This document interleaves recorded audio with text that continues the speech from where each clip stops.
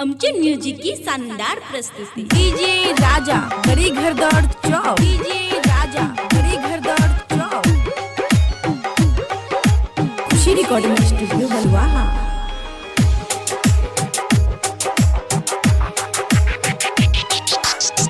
पूजा पाठ होला जब से सब कुछ होला तब से पूजा पाठ होला जब से सब कुछ होला तब से पान फूल ले आईनी हम खगड़िया बाजार से सरस्वती माता दीप जल लागल तोहरा द्वार के सरस्वती माता दीप जल लागल तोहरा द्वार के डीजे राजा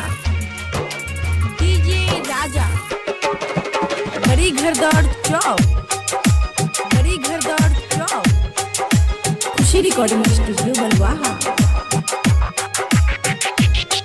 मूरत के सूरत जैसे चमका तारू हो रात रानी जैसे माता गम का तारू हो गम का तारू हो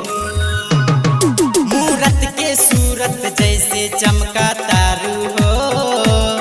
रात रानी जैसे माता गम का तारू हो बीना में सहात रंग के धूल बाजे लागल गाना गुनगुन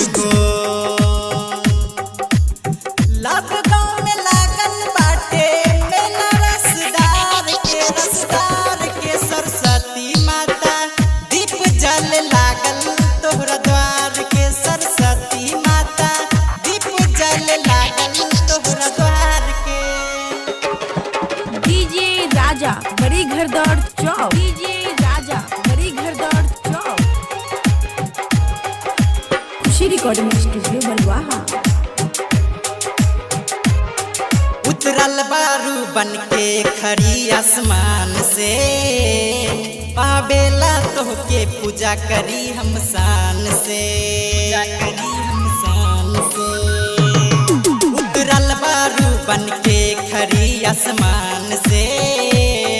पावेला तोहके पूजा करी हम शान से जिंदगी तहिए धान होई हो मुसारी लाल के गाना बजी